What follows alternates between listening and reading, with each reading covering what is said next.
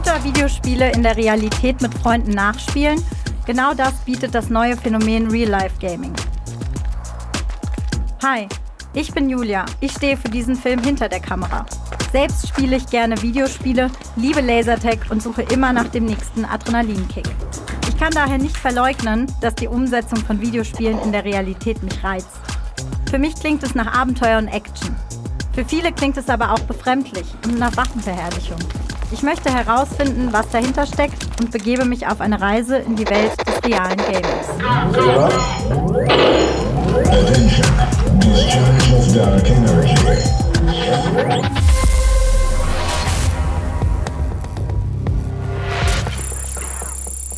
Ihr auch bitte gleich einmal hier Zettel, jeder ausfüllen. Am besten noch einmal vorher durchlesen. Guten Morgen zusammen, ich bin der Daniel, ich bin euer Ansprechpartner für heute. Ich mache mit euch das Action-Event. Da unten sitzt noch der Marcel, der da gerade am Speisen ist. Das ist einer von unseren Clubmitgliedern und Falk auch. Wenn ihr da halt irgendwelche Fragen habt, wenn ihr irgendwo Probleme mit den Waffen oder irgendwas habt, könnt ihr die beiden genauso ansprechen, wenn ihr mich gerade nicht seht.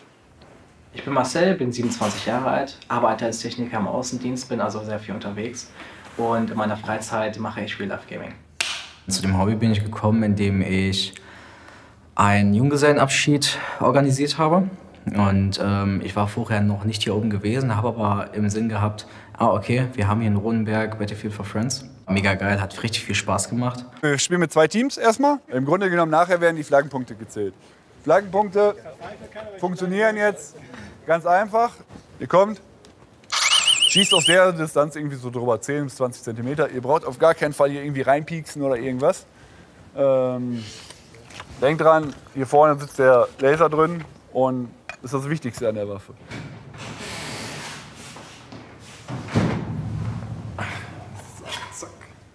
Und ich bin der Nino, 47 Jahre alt und ich habe das Projekt 2016 Battlefield for Friends gegründet. Die Idee selber entstanden ist dadurch, dass ich so eine Generation bin, die als allererstes mit Videospielen aufgewachsen ist. Und ich habe sehr, sehr lange Zeit im Sportbereich gearbeitet und habe halt gesehen, okay, die Leute bewegen sich nicht mehr so gern. Ich habe größere Söhne und die haben halt die ganze Zeit gezockt. Das gab es halt früher bei uns nicht. Wir haben uns viel draußen bewegt, waren viel unterwegs in der Natur. Und so ist eigentlich die Idee entstanden, wie könnte man quasi die Jugendgeneration wieder rausholen, weg vom Bildschirm und was Cooles draußen machen. Die Action-Events in Rodenberg basieren auf populären Shooter-Spielen wie Battlefield oder Call of Duty. Der Unterschied zum normalen Lasertag? Die Spielregeln und Szenarien werden direkt aus den Videospielen übernommen. Was erwartet ihr euch so von dem Event heute? Geil! Ja, Geballer, ne? Krieg, keine Ahnung. Also wir wollen ja toben, Spaß haben und haben es noch nie gemacht und gucken, was auf uns zukommt, ne? Ey, das hab ich auch gesehen, Alter. Die Laserwaffen wirken auf mich und mein Kamerateam im ersten Moment total befremdlich. Denn sie sehen nicht aus wie Spielzeug und fühlen sich auch nicht so an. Später erfahre ich, dass es sich hier mitunter um echte entmilitarisierte Kalaschnikows handelt. Wieso die Waffen so realistisch sein müssen? Sie sollen das Videospiel in der Realität noch immersiver und erfahrbarer machen. Der Spielmodus heißt Capture the Flag. Mehrere Teams spielen gegeneinander mit dem Ziel, möglichst viele Flaggen einzunehmen. Wenn man getroffen wird, muss man zum Wiederbelebungspunkt zurück. Gehst du auch noch mit ins Haus? Okay, dann gehe ich nach rechts. Alleine? Arthur und ich gehen ins Haus. Was ist mit dir? Auch rechts? Ich habe keine Ahnung, ich Dann erschieße Leute und trinke Alkohol. Einfach, Dennis, oder? Irgendwo, wo ich sitzen kann, erschieße ich Leute. Geh mit dem Highlander. Ich hab viel zu viel getrunken. Du knallst dich da vorne irgendwo hin und ballerst einfach. Holt euch mal links wieder. Das, was du halt online machst, machst du halt auf dem Feld und das ist ein ganz anderes Gefühl. Losrennen, um die Ecke schauen und allem drum und dran ist auch unter anderem ein Adrenalinkick und man geht automatisch über Grenzen, die man so vielleicht nicht gemacht hätte. Und auch wenn ich nicht mehr laufen kann, habe ich trotz dessen noch Lust weiterzulaufen und man überläuft seinen Schmerz.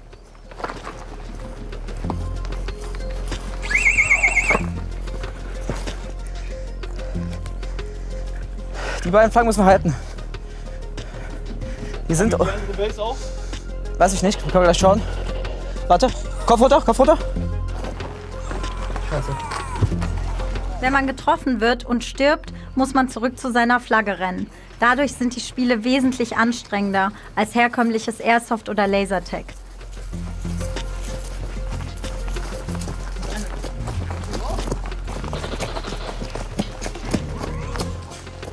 Die Action-Events sind Eintages-Events und finden am Wochenende hier in Rodenberg statt. Marcel zahlt einen monatlichen Clubbeitrag und ist mindestens zweimal im Monat dabei. Für ein Eintages-Event zahlen die Spielenden hier ca. 180 €. Die Laserausrüstung ist im Preis inbegriffen. Man möchte halt damit Geld verdienen, das ist halt auch ein wichtiger Aspekt. Deswegen geht man auch raus auf Standorte, die größer sind, um mit mehr Spielern das Ganze zu machen. Dieses Projekt ist 2019 förmlich explodiert. Wir hatten halt 5 Standorte, die wir bespielt haben parallel. Und man muss sich das vorstellen, wir haben das ein halbes Jahr alle Events im Voraus ausverkauft gehabt. Das heißt, ich wusste gar nicht, wie schnell ich halt irgendwo Leute einstellen oder suchen sollte, damit ich das überhaupt umsetzen kann. Es ging halt richtig durch die Decke.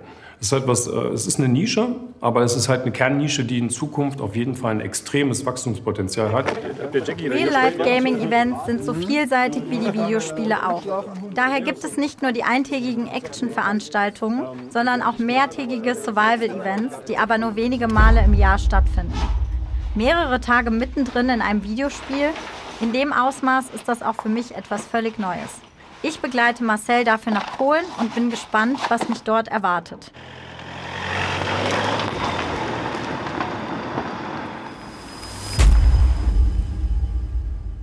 Das Gelände ist aus dem Zweiten Weltkrieg, ehemalige Sprengchemiefabrik, und dann hat man das halt einfach stehen lassen. Deswegen stehen hier überall noch diese Bunker und Ruinen halt da in dem Sinne. Also was wir bespielen, ist über 1 Million Quadratmeter, 1,5 Millionen Quadratmeter. Das heißt, dass wir halt einfach dieses gesamte Ambiente einfach mitnehmen können. Es sind ca. 100 Spieler, 7 Tage sind sie halt im Wettkampf und das Szenario basiert auf The Last of Us. The Last of Us spielt in einer Zombie-Apokalypse, in der ein Pilz Menschen infiziert und zu Zombies macht. Bei diesem Spiel geht es neben dem üblichen Rumgeballer maßgeblich um das Eintauchen in die Welt der Story und darum, dort zu überleben. Es gibt halt wichtige Sachen, um was gespielt wird. Erstmal grundsätzlich zu überleben. Überleben heißt, es geht um Wasservorräte, um Nahrung. Das ist halt immer knapp. Dann ist es halt immer noch so, dass sie nicht nur gegeneinander kämpfen müssen. Das heißt, sie sich das klauen müssen halt auch, alles wie aus einem Videospiel. Sondern sie haben ja auch noch die Zombies dann gegen sich.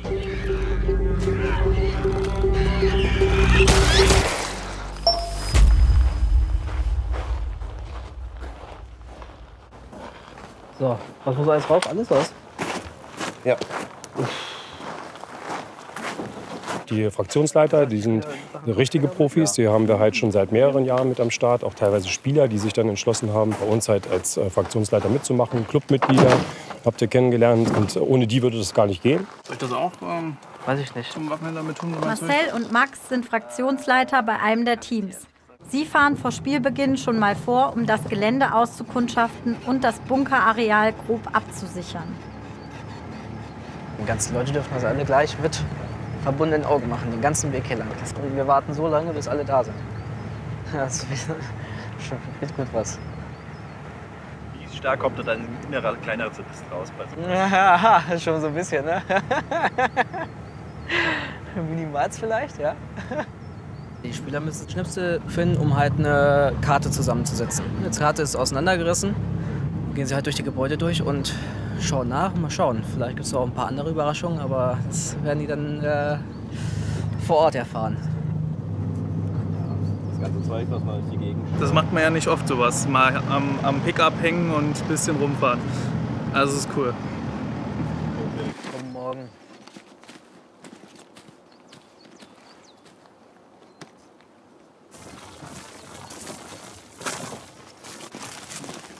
Das kann blöd werden. Können wir mal gucken, dass wir vielleicht irgendwie Stücker finden. Da?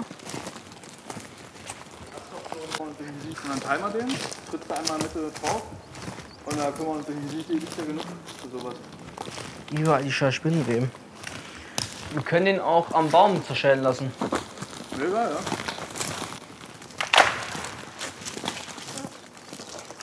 ging besser als erwartet. Theoretisch können wir den nochmal zerschellen, wa? Ja. Könntest du drauf springen? Willst du doch nochmal einen Baum machen? Ja.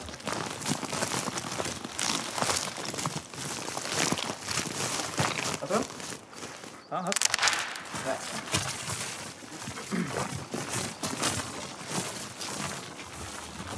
Machen wir es für quer, für diagonal?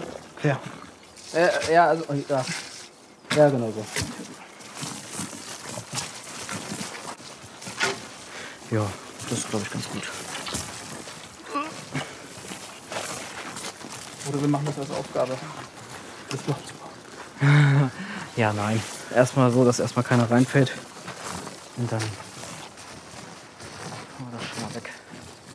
Bei unserem Event gibt es 4 verschiedene Fraktionen, die sich nach dem Ausbruch des Zombie-Virus gebildet haben. Die Fallen Angels, die ehemaligen Hilfskräfte und Rettungssanitäter, die bewaffnet sind und bereit sind, den Überlebenden zu helfen. Das Militär, der Aggressor, der alles platt machen und vernichten will, um die Infektion zu besiegen. Die Söldner, die unabhängig sind und für den arbeiten, der sie am besten zahlt. Und die Survivors, die versuchen, sich mit dem, was sie haben, durchzuschlagen. Diese Fraktionen kämpfen hier in Polen um die letzten Vorräte und um das Überleben. Bei ihrer Anmeldung suchen sich die Teilnehmenden ihre Fraktion selber aus. Zuerst folgen wir den Survivors. Wir sind erstmal nur mit dem, was wir am Leib tragen, von zu Hause geflüchtet, haben uns jetzt als Gruppe zusammengefunden. Und unsere Aufgabe wird sein, dass wir jetzt erstmal einen Grundstock dafür legen, dass wir die nächsten Wochen, Tage, Monate hier überleben können. Das heißt, Ausrüstung suchen, Essen finden, Trinken finden, Schutz bauen. Die Teams werden an unterschiedlichen Orten ausgesetzt und müssen im Verlauf der nächsten Spieltage möglichst viele Missionen erfolgreich erfüllen.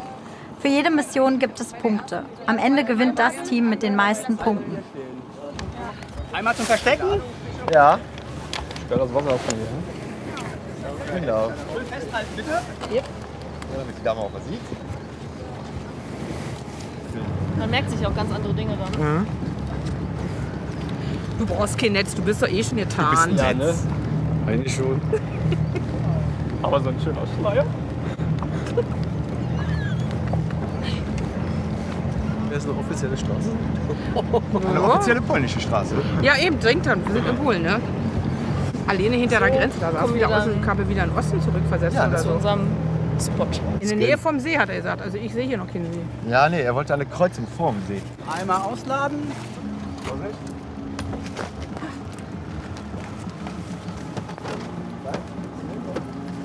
Ja, nein, das Gebäude, das kleine. Also ich mache mit euch dann hier noch die Kurzeinweisung, welche Zombies wir kennen, was wir über die anderen Fraktionen wissen, welche Aufgaben für heute auf unserem Plan stehen. In welche Richtung geht es zu unserem Lager? Also zum Lager, wo wir losgefahren sind. Ja, nee, wir werden jetzt nicht eine Fingerrichtung, Himmelsrichtung wissen, ne? Nee, Fingerrichtung reicht. Fingerrichtung reicht, da lang. Da lang. So, diagonal. Und dann wir sind einmal so. Wir sind so da. Ja. Hier in die Richtung. Echt jetzt? Wir sind um die Kurve da hinten gefahren. Dass wir eine Kurve Ach, hatten, stimmt, ja, spiegelverkehrt aber. rechnen, ne? Ja, ja. Für uns relevant ist, dass sich hier Fraktionen gebildet haben. 4 Stück. Und wie heißt der? Bitte? Wie heißt der? Der Pilz. Cordyceps. Nein, das heißt Cordyceps. Ja, genau. War das jetzt wirklich nötig? Nein, kann ich nicht. Also es sieht auch ganz anders aus, als es sich im Computerspiel anhört. Alles gut. Dann gibt es Aufgaben zum Thema Nahrung. Da steht drin Fallen bauen, Tierspuren finden. Da steht drin, welche Pflanzen man essen kann. Wir teilen die gleich zu oder sucht euch welche raus. Gehe ich mit jedem nochmal detailliert durch. Um bestimmte Gegenstände, wie zum Beispiel ein Messer, freizuschalten, müssen die Teilnehmenden Müll aufsammeln und daraus die Gegenstände selbst bauen. So, dass das Gewicht auf den Hüften ist. Das entlastet deine Schultern.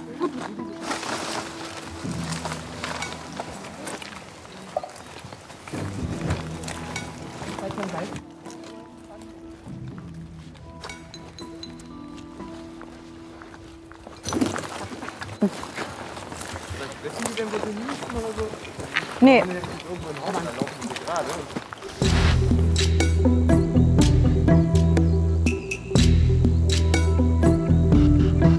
Also das ist jetzt unser Blechdosenmesser. Mit Kabel, Stock und kommt sehr auf den Boden. Natürlich verbiegt die ein bisschen. Es müssen zwei Anwendungsbeispiele beschrieben werden. Die freigeschalteten Gegenstände benötigen die Spielenden, um später weitere Aufgaben zu erfüllen und sich dann ihr Lager für die Nacht zu errichten. Jeden kleinsten Luxus müssen sie sich hier selbst erarbeiten.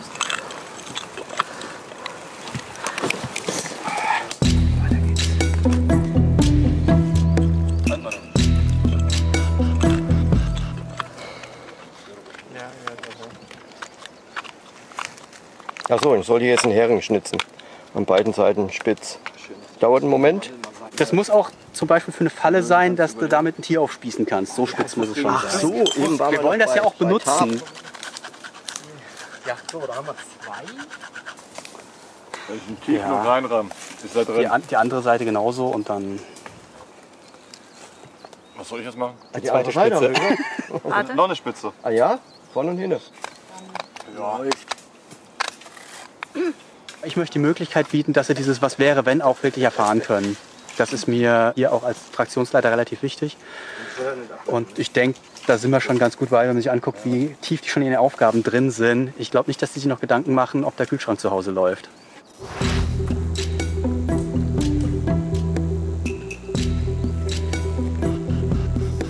Es ist verrückt, wie schnell man hier den Alltag zu Hause vergisst. So sieht es aus.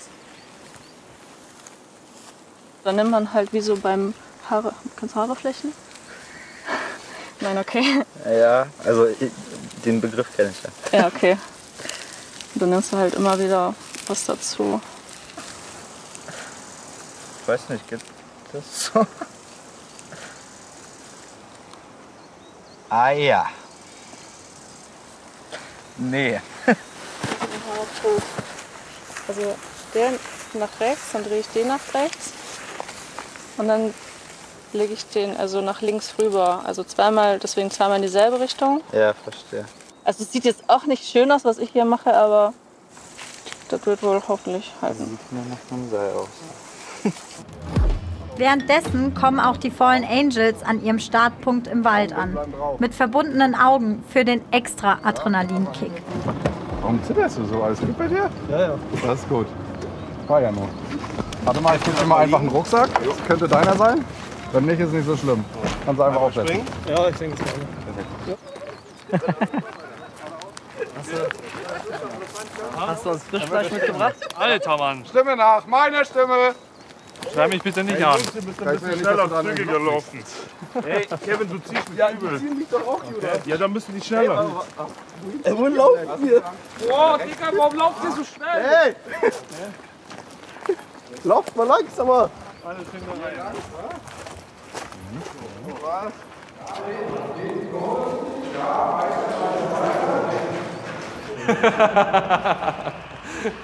Und hier magische Miesmuschel rein.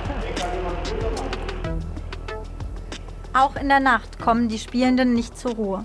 Die Wasservorräte sind bereits aufgebraucht und neues Wasser gibt es nur im Zombie-Bunker. Überall lauern infizierte Zombies. Um nicht von ihnen angegriffen und selbst zum Zombie zu werden, müssen die Spielenden sehr leise sein.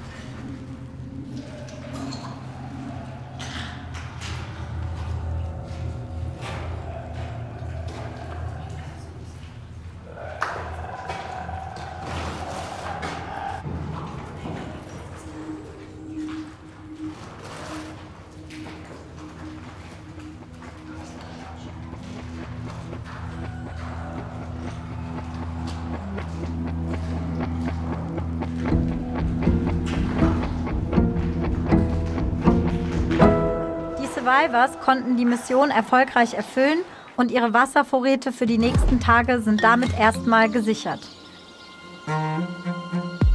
Am nächsten Morgen besuchen wir die Fallen Angels, die den gestrigen Tag damit verbracht haben, Kartenschnipsel im Wald zu suchen. Dann könnt ihr uns ja jetzt sicherlich sagen, was ihr jetzt mit der Karte, wie sieht die aus? Fertig. Soweit. Was heißt fertig? Präsentiert die doch mal. Ein paar Schnipsel fehlen uns. Wie Schnipsel fehlen? Was haben die den ganzen Tag gemacht? Schnipsel gesammelt. Wir haben genug. Also hier unten aus dem Gebiet, wo wir gestern unterwegs waren, da fehlen uns auf jeden Fall ein paar Schnipsel. Im Grunde genommen fehlt uns hier ein kleiner Teil und hier ein Teil. Ihr kriegt jetzt erstmal die kompletten Einweisungen, Laserbauer, Airsoft etc. pp. Und dann wird es irgendwann Aufbruch ins Neuland und so, ne? Das ist dann unser Hauptquartier. Das neue finale Lager. Vielleicht. Vielleicht. Okay. Weiß ich nicht, ihr seid ja nicht vermehrt euch jetzt unterwegs, weil ihr ja Frauen freigeschaltet habt. Es wird gleich viele Das müssen wir rausretuschieren. Das ist eine Jugend. Da muss ich erstmal schlucken. Die Fallen Angels haben sich also Frauen in Form von Pornoheftchen freigespielt. In der Fraktion selbst gibt es keine einzige Frau. Wir haben die Farbe Blau. Also wenn ihr auf das Kopfband schießt, ne, dann fangen die an zu leuchten. Ja. Ihr braucht 5 Treffer, um jemanden zu töten. Ihr kriegt die von uns nur ausgehändigt, wenn wirklich Missionen anstehen, die dafür benötigt werden. Weil wir haben halt Munitionsknappheit und dann einfach nur wild durch den Wald laufen und irgendwo hinschießen. Dann kommt ihr wieder, ich hab keine Munition mehr. Das ist doof. Muss man sich die Munition dann finden irgendwo wieder? Ja. Okay. Und nur auf den Kopf zielen, oder? Genau. Da kümmern wir uns. Die anderen ja nicht so. Also das war ja Wir kommen später wieder.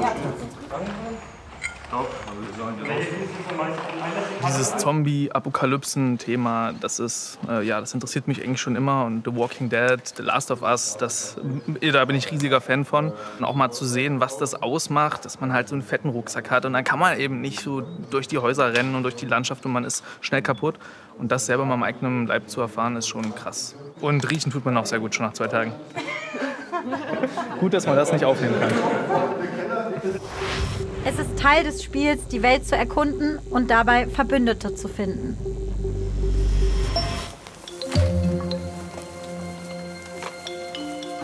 Ich bin nur stiller Beobachter, ne? Die Wege müssen wir alleine finden. Bei 31 Grad in voller Montur durch den Wald zu laufen, ist wirklich anstrengend. Körperlich gerate auch ich an meine Grenzen und das ganz ohne, dass mir nur begrenzt Wasser und Essen zur Verfügung steht. Als ich die Fallen Angels zu ihrem Lager begleiten will, werden wir von einem Hilferuf unterbrochen. Die Fallen Angels müssen den Survivors zur Hilfe eilen, denn die wurden von Söldnern überfallen. Wir haben auf euch gewartet, weil wir ein bisschen Hilfe brauchen beim Lagerbeziehen. Aber redet besser mit dem, der weiß mehr. Wo? Tut's weh? Komm, wir gehen mal hier rüber. Versorgt den erstmal. Was ist denn eigentlich passiert so? Ja, wir haben versucht, ein Lager zu finden, näher an den Ressourcenpunkten. Und sind dann halt von Söldnern überfallen worden. Und ich habe halt versucht zu verhandeln. Lief nicht so erfolgreich. Jetzt haben wir die Fallen Angels getroffen, die uns hätten eigentlich beschützen sollen. Jetzt sind sie da, ist gut. Wir ziehen jetzt bei denen ein, damit wir zumindest ein sicheres Lager für die Nacht haben. Und dann gucken wir mal.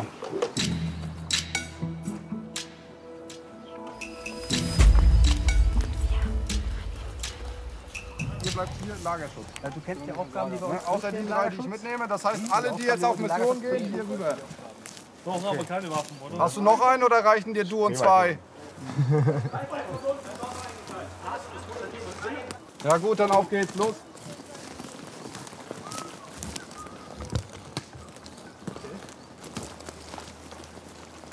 Wir haben ein schönes Bunkerareal. Ihr durchsucht jetzt diese Bunker. Ja, ebenfalls Loot drinne zu finden, weiß ich nicht. Ja, wir eventuell noch ein paar Kartenschnipsel, schön Augen offen halten. Ja, denkt an die Lichtdisziplin. Ja, ebenfalls alles weitere, sei es Konserven, sei es Essen, sei es Munition in Form von Kopfbändern. Ihr habt das wahrscheinlich noch nichts gefunden diesbezüglich. Heißt, Kopfbänder von den Laserwaffen ist Munition. Ja, das heißt, Kopfbänder werden eingesammelt, Pistolen, falls sie irgendwo rumliegen, rumhängen oder sonst irgendwas, wird auch mitgenommen. Ja? Okay. Und was war das mit dem Licht? Das weiß ich nämlich auch nicht. Lichtdisziplin. Okay, ja. Falls da Zombies drin sind, leuchtet denen nicht ins Gesicht, weil das mögen die nicht. Ach so, ja, die Lichtdisziplin.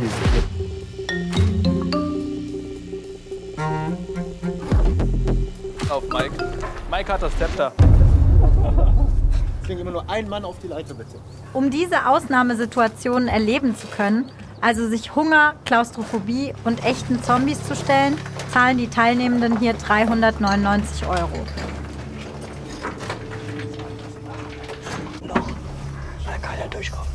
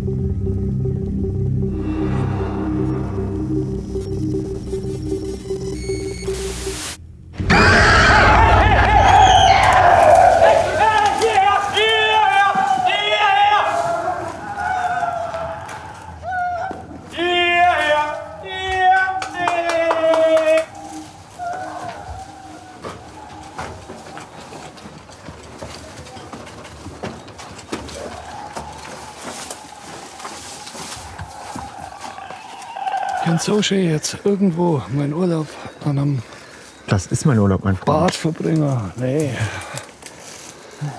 Ich bereue nichts. Bis jetzt. Ja, ich habe eine Pistole. 2 Pistolen. Ja, die andere kam nicht ran. Ich habe nur die Waffe berührt. Die hat direkt nach meinem Handgelenk gepasst. Die nicht gezogen. Okay, dann. Ich kam sie nicht rechtzeitig gepackt, sonst hätte ich die Arme nicht mehr losbekommen. Es ist nur eine Knarre drin. Okay. Wollen wir noch mal probieren? Ja, dafür habe ich schon gesagt.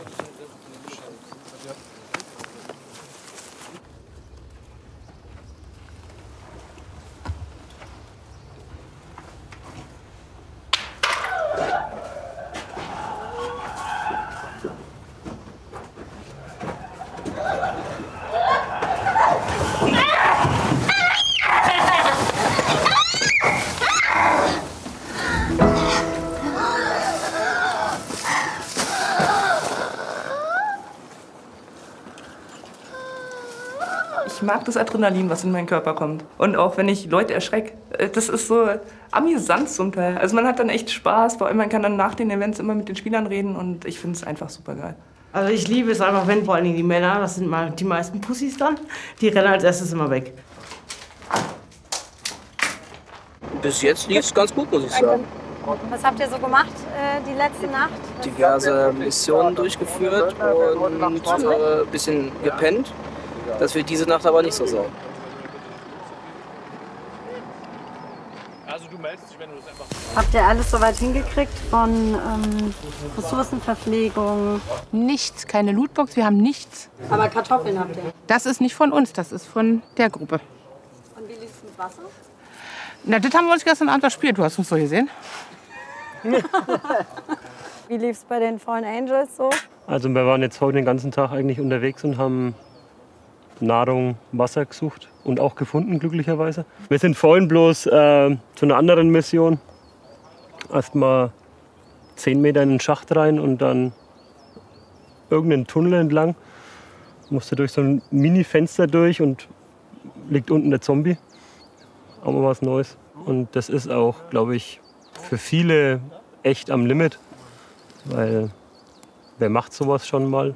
Also wenn du da rausgehst und noch irgendwie gerade laufen kannst, kannst du glücklich sein und das ist dann wirklich einmal Reset.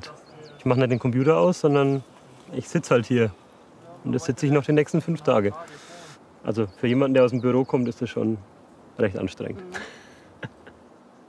Und was ist so deine Motivation, hier zu sein? Schätzen zu lernen, was es heißt, fließend Wasser, Strom zu haben, andauernd trinken zu können und ja, den Kühlschrank einfach aufmachen zu können und essen zu können. Genau, das kriegt man hier, glaube ich, echt gut gezeigt, dass das Luxus ist, den halt nicht jeder haben kann. mindestens 15 Meter tief nur jetzt. Und mein Drop muss...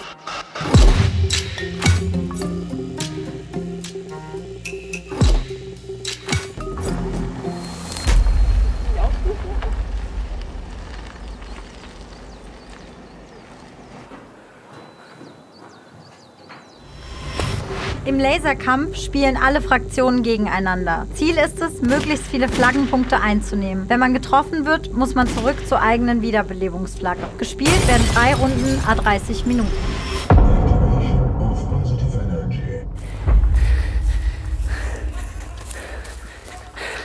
Die sind da vorne, Marcel ist da. Du bleibst hinter mir. Ich gehe raus, die sehen mich und die schießen auf mich. Und du versuchst das machen. Von der anderen Seite haben wir keine Chance. Ihr geht also links rum, dann gucke ich rechts, ja? Die sind voll, da ist voll.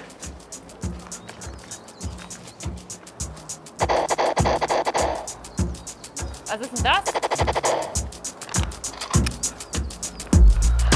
Geradeaus ist einer am Leben.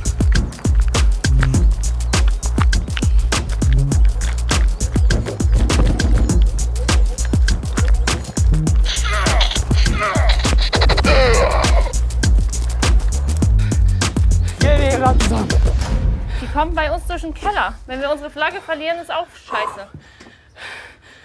Scheiß, Marcel! Puh.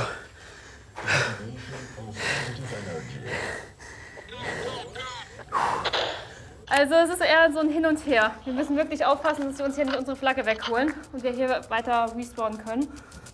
Also es ist gar nicht mal so einfach.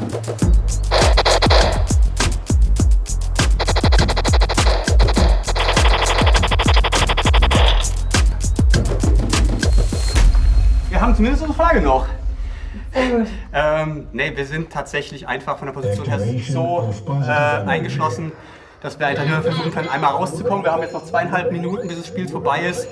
Da ist eigentlich auch egal, ob sie die Flagge noch kriegen oder nicht. Deshalb schlage ich meinen Leuten gerade vor, dass wir einmal stürmen in eine Richtung und vielleicht irgendwas noch machen. Jo. Leute! Wir haben noch 2 Minuten. Alle rein! Während ich vor Ort war, kam mir das alles ehrlich gesagt viel harmloser vor. Jetzt, wo ich mit etwas Distanz die Bilder sehe, kann ich verstehen, dass diese auf viele Menschen befremdlich wirken. Noch einer draußen!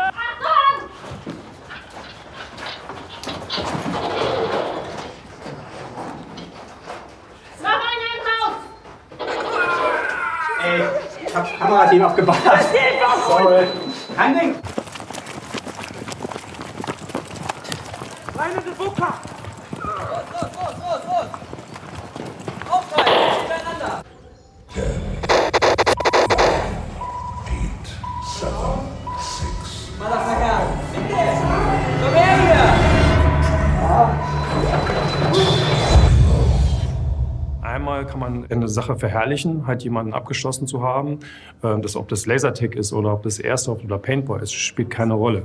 Und genauso sieht man das in Videospielen. Diese Verherrlichung und die Übertreibung ist eigentlich nicht notwendig, finde ich überhaupt nicht gut. Man muss manchmal doch schon aufpassen, in welchen Kreisen man was droppt. Manche gucken dann vielleicht ein bisschen komisch, so, hä, was ist das für ein Spielgeschehen? Zwar sind das natürlich Waffen, ein Drum und Dran, aber es ist ein ganz anderes Spielgeschehen. Also hier ist gar nicht das Kriegsszenario im Vordergrund.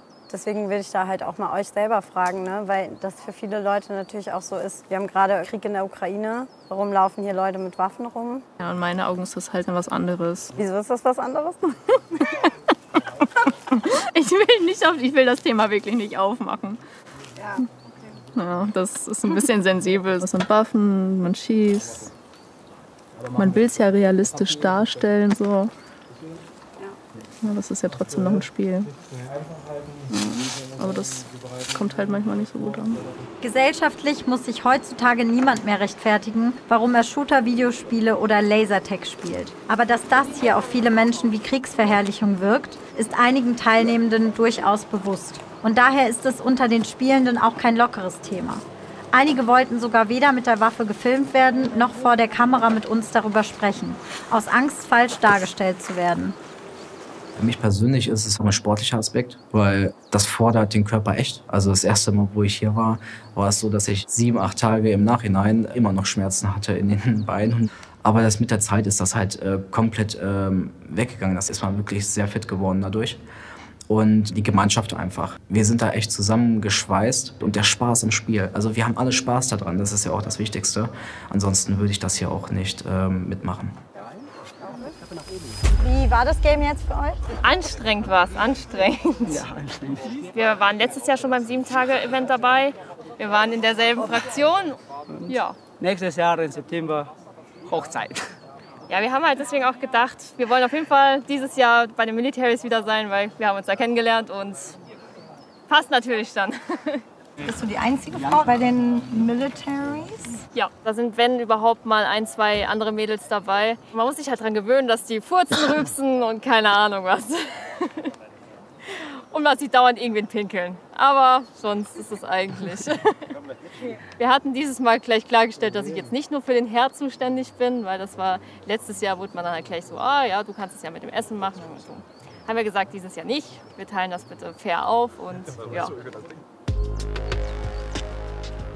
Im Laufe ihrer Erkundungstour haben die Fallen Angels und die Survivors auf dem Gelände mittlerweile ein verlassenes Lager gefunden und dieses eingenommen. Die Punkte, die sich die Teilnehmenden durch erfolgreich abgeschlossene Missionen erspielen, können sie beim Händler gegen Ressourcen wie Zigaretten, Lebensmittel oder Waffen eintauschen. Kriege ich jetzt mal bitte deine Tasse? Nein, nicht du. Er. War klar. Hier, guck mal, der hat mal was vor heute Nacht. Mhm. Junge, ja, ne? Schillingpflanze gekocht, abgemacht, Pochen so. Dabei bin ich noch nicht mal wirklich viel gelaufen. Also von der Schrittzahl laufe ich auf Arbeit genauso viel. Ich weiß nicht, was da los ist. Danke. Trinkgeld kann ich im Moment nicht geben. Machen wir dann am Auto. Geil. Man bedenkt, dass ich eigentlich diesen Pulverkaffee oder was auch immer das ist hasse. Das ist geil. Sie haben mal wieder was schätzen. So, und 2.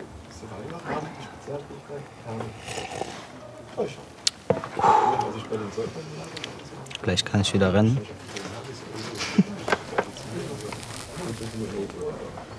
Scheiße. Gerade bei so einem 3- bis 7-Tage-Projekt hat man am zweiten Tag ein extremes Down.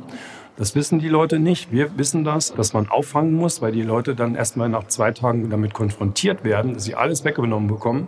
Sie müssen sich die Sachen halt quasi erspielen oder erkaufen dann beim Händler. Die Leute verzweifeln da teilweise auch wirklich dran. Es waren ganz, ganz viele, die wollten aufgeben. Es haben auch schon 2 Spieler aufgegeben gestern. Wir bringen die Leute quasi immer über ihre Grenzen hinaus. Und das ist der Kernpunkt. Ne? Sie schaffen das. Und heute geht es den Leuten, die gestern aufgeben wollten, viel, viel besser. Und das ist halt so genau diese Challenge. Das ist das, was die Leute auch antreibt, die 7 Tage durchzuhalten. Es kommen definitiv nicht alle gut daraus. Das ist halt so, es ist ein sehr hohes Risiko, auf solchen Geländen halt zu spielen. Wir haben immer bei jeden Sachen halt wirklich die Fraktionsleiter mit dabei. Das ist halt super wichtig. Und wir haben halt Sanitäter mit dabei, die halt im Spiel halt auch mit sind, in den einzelnen Fraktionen. Das ist das, was wir machen können. So, heute hat mal jemand, der hat sich eine Entzündung geholt, die hat aber vorher schon gehabt. War einfach eine Sache, dann schickt man die Leute auch direkt ins Krankenhaus. Einer eine Rippe angeknackst. In der Nacht geht es für einige wieder zur Zombie-Mission. Die anderen versuchen in provisorisch gebauten Betten endlich Schlaf nachzuholen. Ich habe hier sehr unterschiedliche Menschen angetroffen. Polizisten in Ausbildung, Gesundheitsmanager, zukünftige AnwältInnen oder Lkw-Fahrer. Eines verbindet sie jedoch alle. Sie sind leidenschaftliche Gamer oder Survival-Liebhaber und abenteuerlustig. Ich hab's nicht so mit Lasertag oder sowas. Ich hab's mehr mit den Zombies. Ich mag die Zombies. Warst du bei der Zombie-Mission gestern? Gestern Abend, na natürlich. Wir sind alle Mann drin, mit Angels, alle drum und dran. Sind drin. Da machte der erste Zombie und du hast die Angels nur noch rennen sehen. Alle raus. Kein Schwein mehr da. Und Paul sagte, ihr beschützt die Köchin wegen der fehlenden Arme. Und dann wir Survivor sind nur noch drinnen geblieben. Alle anderen haben sich versteckt. Heiko und Anka, die haben die Kiste rausgetragen. Und ich sollte mich eigentlich verstecken und ich bin die ganze Zeit vorgerobbt und habe mit der Büsche geraschelt. Die sind dreimal auf mich drauf gesprungen, drauf gelegen. Der eine hat mir Kunstblut ins Gesicht gespuckt. Das war schon lustig, ja. Die Karte einmal gewandert, um dann an den Spot hier zu Meine laufen. Füße tun weh und Müdigkeit. Das sind so die beiden Aspekte, die mir jetzt so ein bisschen zu schaffen gemacht haben. Aber es ist jetzt nicht so, dass ich sagen würde, es hat mich jetzt komplett aus dem Leben gehauen. Unsere Fraktion, die sich ja mit den Survivor zusammengeschlossen hatte, haben dann zusammen das Event gerockt. Das heißt, die haben die höchste Punktzahl gehabt und haben dann damit auch gewonnen. Ich hatte den Eindruck, dass es bei dem Event aber gar nicht wirklich ums Gewinnen geht, sondern um die Erfahrung an sich. Obwohl ich nicht mitgespielt habe, war es für mich ein Abenteuer. Ich habe viel erlebt und den Zusammenhalt, von dem alle reden, auch wirklich gespürt. Ich glaube, dass die Leute sich hier eine Flucht aus der Realität suchen, um angelehnt an ihr Lieblingsvideospiel über körperliche und psychische Grenzen zu gehen, dabei Spaß zu haben und Gleichgesinnte zu treffen. Das Survival-Event in Polen ist jetzt vorbei. Aber schon kommendes Wochenende wartet das nächste Action-Event in Rodenberg auf Marcel. Und bis dahin trifft Marcel seine Freunde wieder in der virtuellen Welt des Online-Gamings. Was machen wir denn jetzt?